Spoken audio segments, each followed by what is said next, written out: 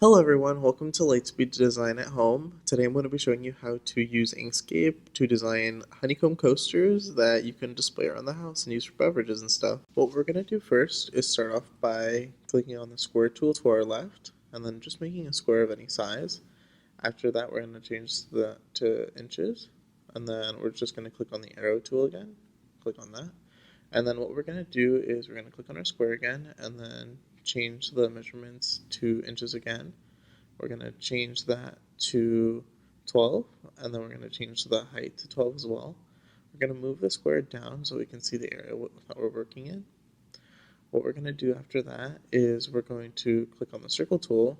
We're going to click on that and then holding shift you can make a circle, and holding shift makes the circle equidistant no matter what.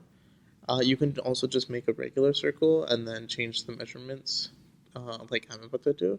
So I wanted it to be 4 inches in, what's it called, circumference.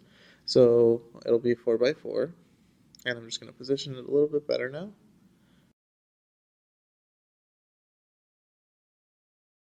What we're going to do next is we're going to right click on it and then copy it and then paste it. And we're going to do that again until we have 4 circles.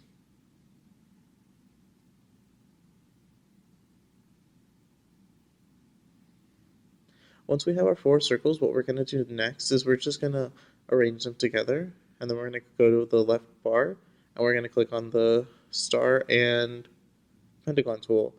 We're going to click and drag to make a shape, and we're going to make sure that our shape has 6 corners.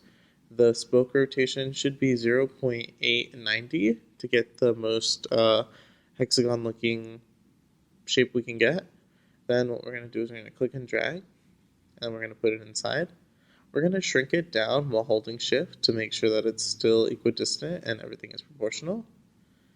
And then what we're going to do next is we're going to move it to the top left. And I'm just going to shrink it down a little bit more. I want to make it so that we can use all of it to make a nice honeycomb pattern. I rotated it a little bit just to make sure that the edges were square. And now I'm going to right click on it, copy it, and then paste it. And we're going to keep doing that until we make a nice pattern. So honeycombs are made up of a hexagonal pattern. So once you have the first hexagon, all you have to do after that is just make more hexagons and then just fit them in together. There's actually another form of tessellation. It's the act of using the same pattern over and over again, made with one shape. So what we're going to do next is we're just going to keep making that. Once we have a circle of honeycombs, we're going to click and drag to select all of them. We're going to right click on it and then we're going to copy and paste it. And then what we're going to do is we're just going to copy and paste. And we're going to make more of those circles so that we can make a nice honeycomb pattern.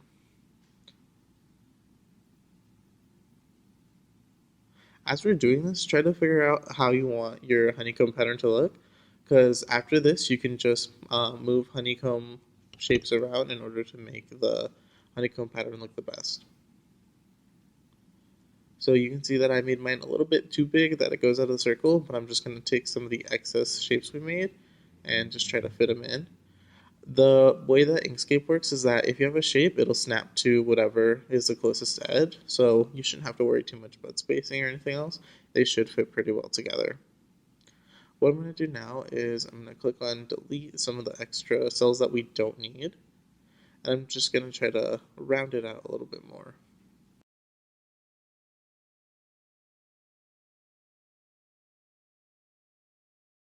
After that, we're going to click and drag to select the honeycomb shape that we made. We're going to right click on it. We're going to go to copy, and we're going to go to paste. And we're just going to paste it into our next honeycomb coaster. What we're going to do next is we're going to click on the circle, and we're going to click to alignment. We're going to make sure that it says relative to last selected, and then we're just going to make sure that we align it to the circle as best we can. If you see some shapes still sticking out, what you can do is remove them. The other thing we're going to do is we're going to ungroup them. And then we're going to do the same thing where we're going to go to path, and then we're going to group it. This makes it so that our shapes are all together and we don't have to worry about moving them individually. So we're going to copy and paste that, and we're going to do the same thing. We're going to select the honeycomb shape, and we're going to select the circle with shift. Then we're going to go to align, and we're going to do center alignment and then vertical alignment. And then that'll be good. So once all that's done, what you're going to do is you're going to go to path, and then you're going to go object to path. So that'll make all the objects that you have in your file into paths that our laser cutter can read. And after that, we're going to ungroup them so that the laser cutter can see all the different shapes. Then we're going to go to File, Save As, and then we're going to save as type. So we'll save it as an SVG so that we can come back and edit it. It's always good to keep this in mind when you're designing stuff so that you can have an extra copy in case a laser cut didn't go the way you wanted to, or if you wanted to scale it up, scale it down, do something different with it. It all just depends. And once we save it as an SVG, we're going to go back and save it as a DXF. And then what we're going to make sure is that the bottom box is checked, all our units are in millimeters, and everything else should be the same. After that, we'll hit OK, and then we'll be good to go. And that's how you make your honeycomb coaster. Once that's done, you can bring that design in, and we can help you cut it out at Lightspeed when we open up again. Thank you for watching. Bye.